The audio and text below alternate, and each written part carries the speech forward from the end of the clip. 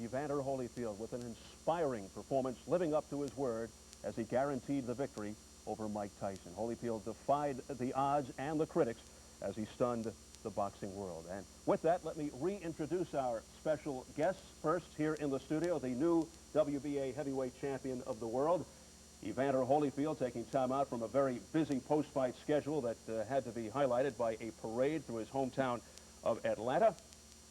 And it must be noted that Mike Tyson sincerely attempted to join us here in person. However, circumstances required him to be at home in Ohio at this time. And so by way of satellite from his home in Southington, Ohio, graciously joining us, the former heavyweight champion of the world, Mike Tyson. Now, in addition, we'd like to welcome a special panel of boxing writers. Ron Borges of the Boston Globe, Ed Schuyler of the Associated Press, and Vic Ziegel of the New York Daily News. All right, let's begin by taking a look back at round number 2, a round that all 3 official ringside judges scored in favor of Evander Holyfield by a count of 10-9. This is a productive and effective round for Holyfield as he counterpunched well and landed some nice shots on Tyson. And really, for the first time in a while, we're seeing a Tyson opponent actually fight back and provide some very hard answers. Evander, first of all, unlike so many previous opponents, why were you not intimidated by Mike Tyson? And tell us also about your strategy at the start of the fight. Well, you know, as far as intimidation, to be the very best that you could be, you could never be intimidated. And, you know, you learn that through amateur, and as a professional, it should already be instilled that if you're going to win, you have to make things happen. And your strategy at the beginning?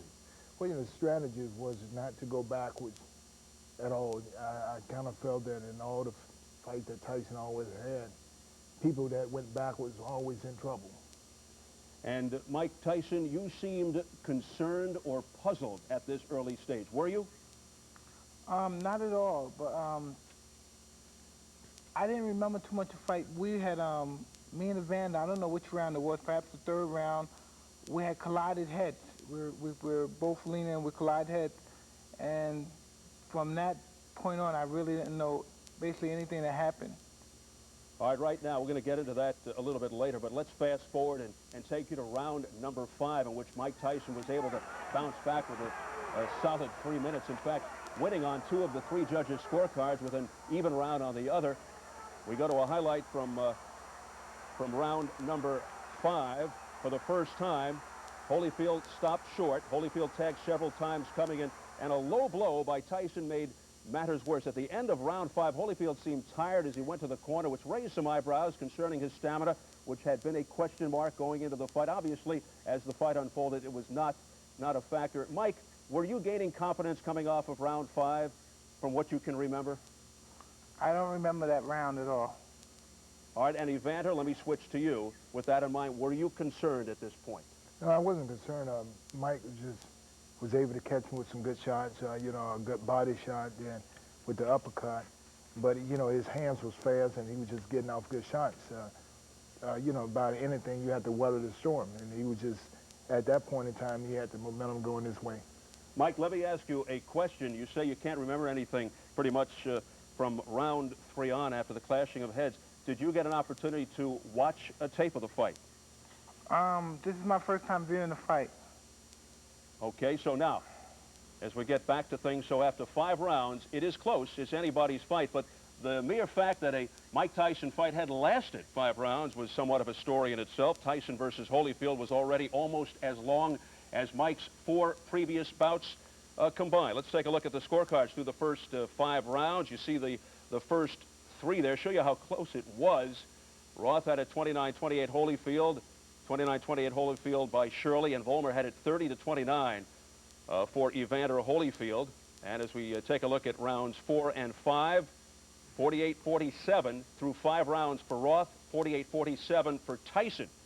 By way of Shirley, and Volmer had it 50-49 for Holyfield. Keep in mind, WBA rules, they go to the scorecards on an accidental foul after the end of 4 rounds, which leads us to round number 6, of course, a most pivotal round in this fight.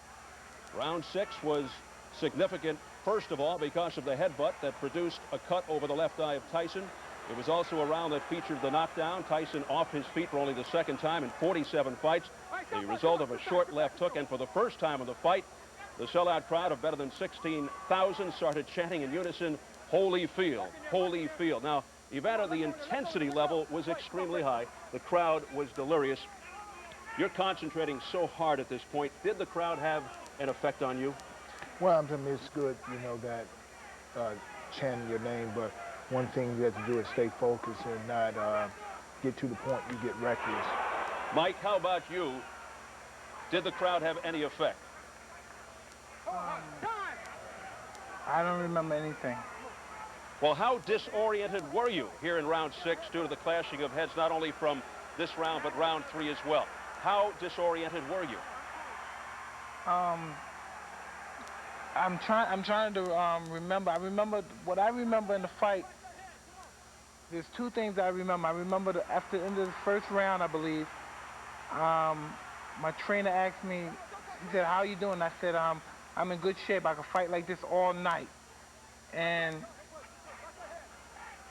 I remember, I don't know if I even remember being knocked down. I think it was just an incredible feeling. And the only thing I remember, I don't remember going to the locker room, changing my clothes. I remember being in not the dressing room, in the press conference. And at the press conference, that's the only thing I remember. So were you fighting on instinct?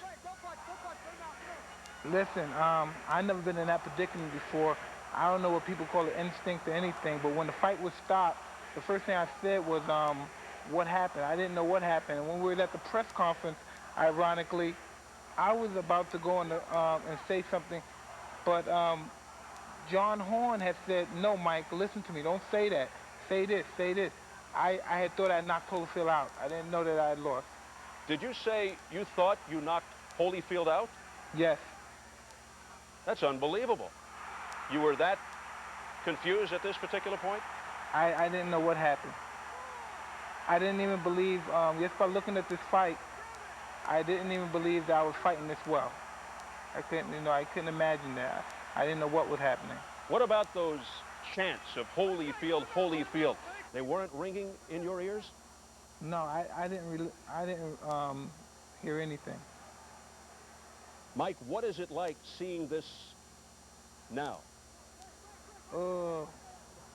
I've discovered some very interesting things about Mr. Holyfield. Like? And I just look forward to I believe we have a rematch in March, and I look forward to the rematch in March. As you look back, were you satisfied with the advice you were getting from your corner? I don't remember anything. I don't remember them saying anything. And if they told me anything, trust me, it was appropriate advice. It's just that I wasn't coherent enough to take the advice in. All right, Mike, let's examine the headbutt even closer by taking yet another look at it, since this had a major bearing on the fight and preceded the knockdown. Give us your perspective on the butt as we take a look at the slow-motion replay. Take us through this, if you can. What exactly happened in your view? I don't remember. I just remember the clashing of heads. We clashed heads, and I didn't feel too well after that. And Were you at all, were you alarmed by the sight of your own blood, something that you had never really seen or seen much of in the ring? No, it never bothered me. Did you think you were ahead after 5 rounds, therefore hoping they'd stop the fight and go to the scorecards? I don't remember that. I don't remember about being ahead. I don't remember anything. All right, once again, let's take a look at the slow-motion replay of the clashing of the heads in round 6. Let's get the perspective right now of Evander Holyfield. Here it is again. Evander, was the injury to Tyson a product of the infighting or completely accidental in your perspective? Well, I think it was accidental. I think what was happening is that Tyson kept trying to come forward, and I had to press the fight forward because neither one of us would give up the leverage. You know, even when the referee said back up, he wasn't going to back up, and I wasn't going to back up because I realized that for me to get back, I was just only getting in the range for him to hit me. So the whole thing, the referee had to do his job because I wasn't going to back up in it. Were you particularly concerned or fearful when the doctor came in and checked out the cut that they may actually stop the fight? Well, no, not at all.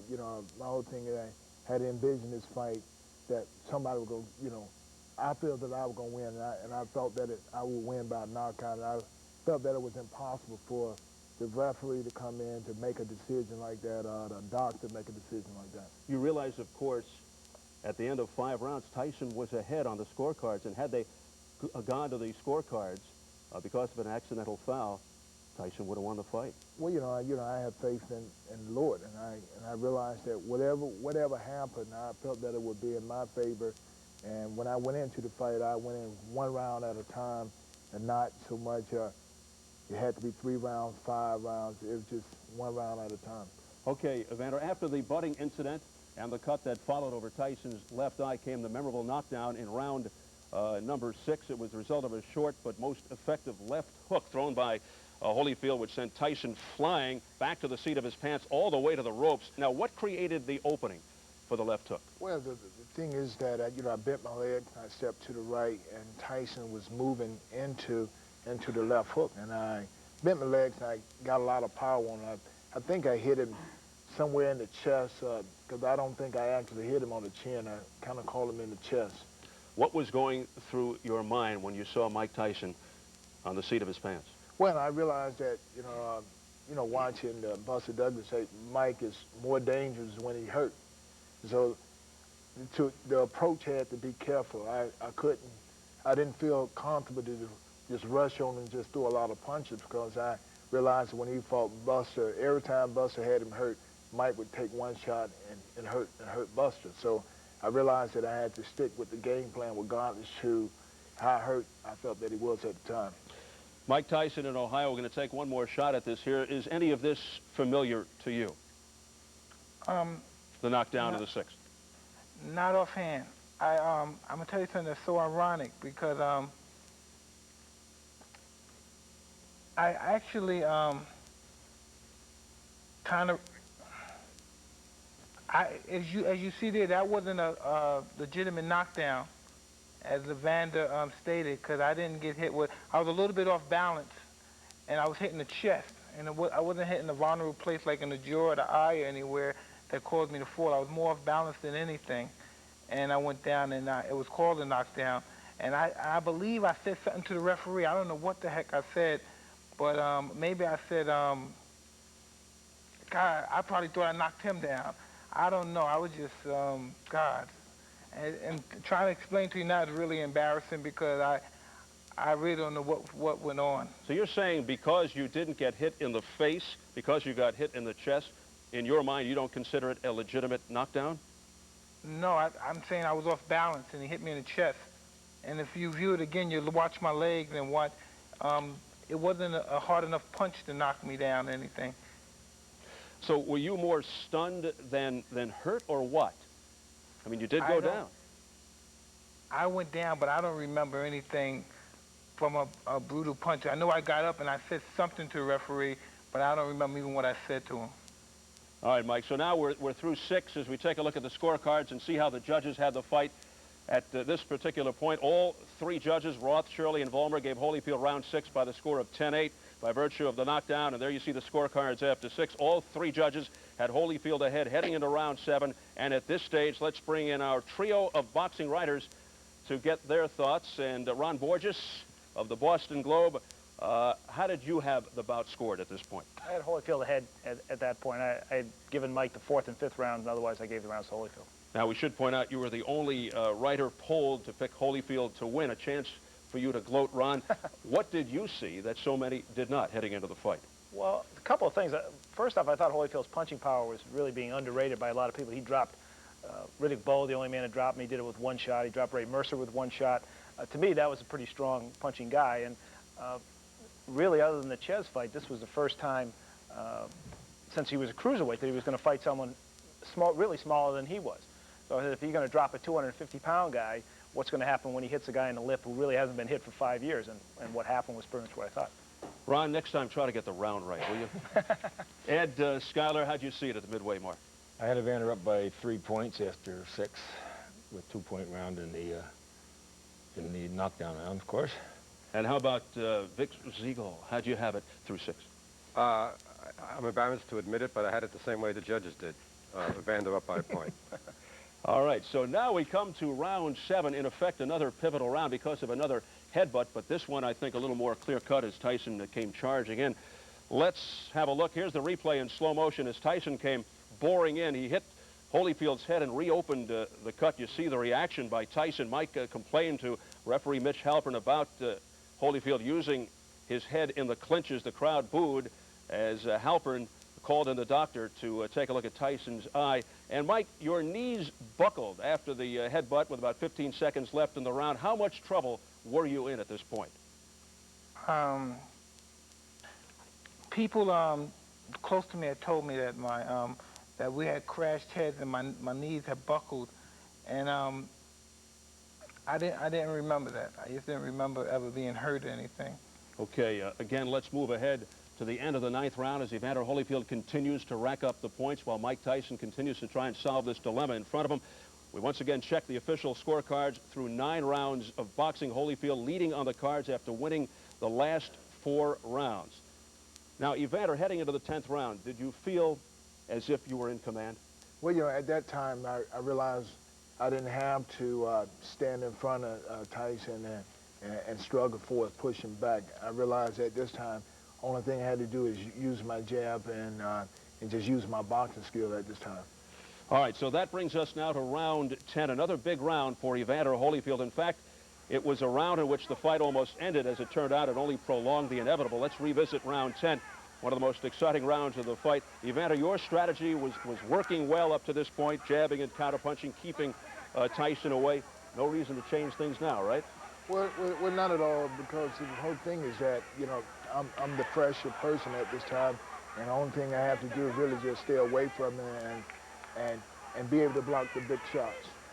And Mike, what were you trying to do here in round 10, if you can recall? Were you just looking to land that one big punch? Whoa, man, I don't know what I'm doing here. I just don't know what. But this is a really bizarre dilemma right here.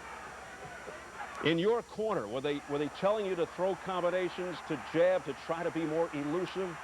Can you remember that? I don't remember anything but the press conference. Were you surprised by Evander Holyfield's strength, particularly his upper body strength?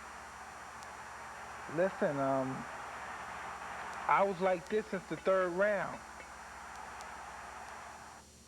I was in that condition since the 3rd round. I can't believe that it lasts this long. Let's take another look at the final round of the fight. That is round number 11 with the call. You gentlemen here in the studio, all take a look once again. The championship rounds, round 11. And now here we go. Mike Tyson is a warrior too, and he's still gonna have that natural power. That's the last thing that'll go. Evander's got to be careful here to hold on, but he has fought a perfect fight. No matter what happens from here on in, we are looking at a sports legend in the purple trunks, Evander Holyfield. Holyfield continues to dig in. A left hook to the head. He's got Tyson in trouble. Tyson's ready to go. A straight right hand. Mitch Halpern stops the fight, and Holyfield has won. I can't believe what I'm seeing. It's the most unbelievable thing I've ever been privileged to witness. Mayhem. It is bedlam.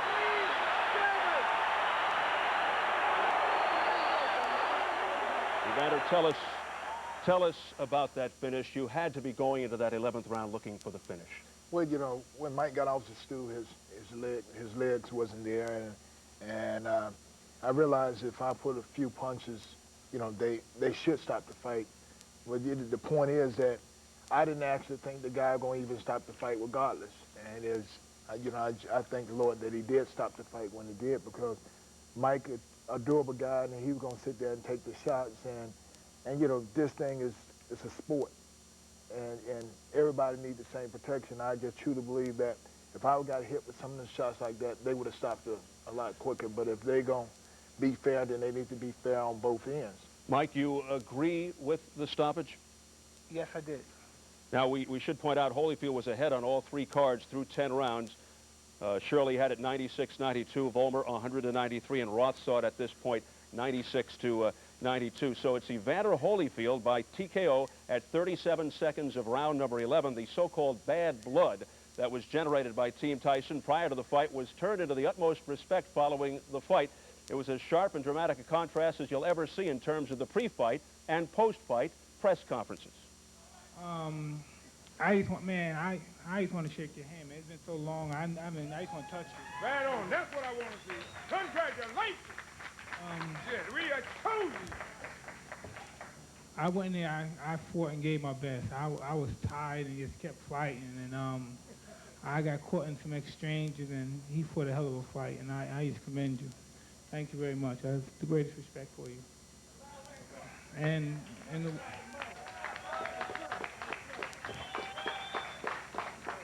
by the will of God, hopefully we can do it again. Thank you. A gracious and courteous Mike Tyson. There was so much hype about the animosity between Tyson and Holyfield going in. Mike, was there really bad blood from your end? Tell us. Were you genuinely angry with Evander? I never personally had any bad feelings with Evander. I just really believe that I'm the best fighter in the world, and he was in my way of staking that claim. And the statement about what he said about that incident about me in prison, that had no validity. I didn't care if he said that or not. The real example was that we had to fight. He did say it, even though he claimed that he didn't say it. He said it, and he should have just been man enough to say it. You know what I mean? But that's hearsay.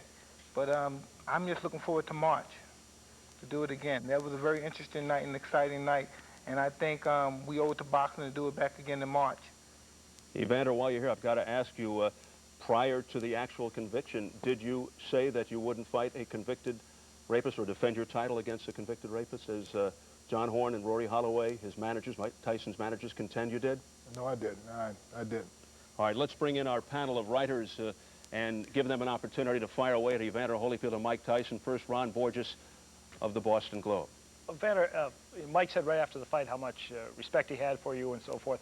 But today it sounds a little bit different. Maybe I'm taking it the wrong way, but it sounds a little different to me. He's talking about you being out of it since the second or third round and surprised that it took that long to stop him. Is it bothersome to you to hear some of this, that it doesn't appear that he's seeing the fight the same way?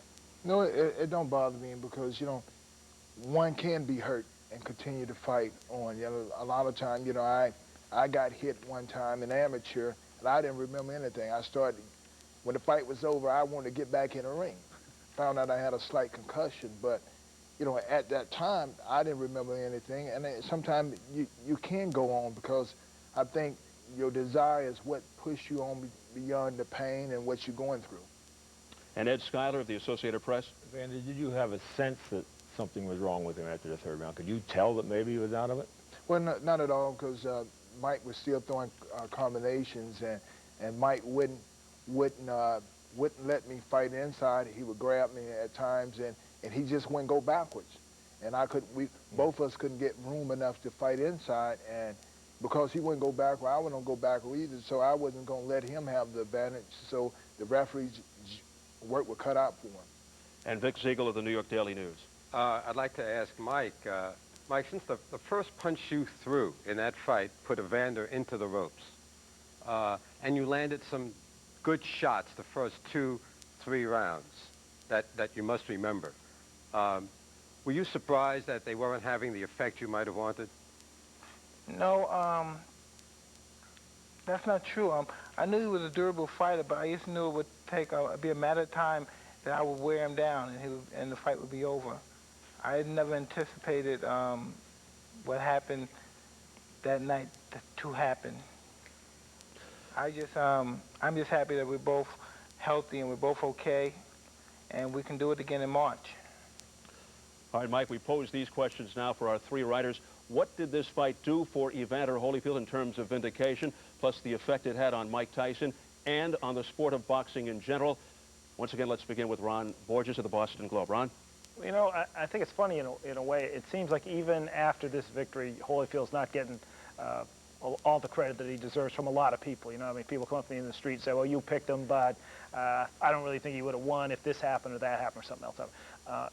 So it's kind of odd to me that even after the victory, he almost has to do it again before anybody's going to accept the first victory for him. I understand why Mike would feel that way, but it seems like so many people now still are insisting he beat him twice to get credit for one victory.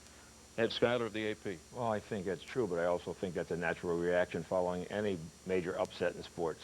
There's always people say, oh, it was just a fluke. I mean, I think that's just human nature.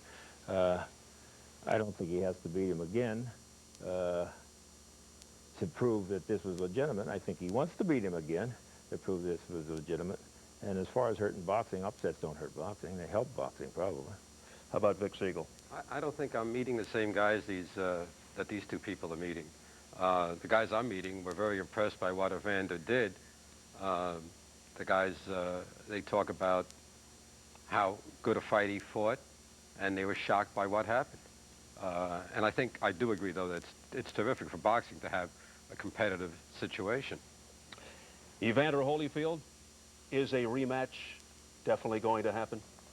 Well, I wouldn't say definite, but, you know, I look forward to it.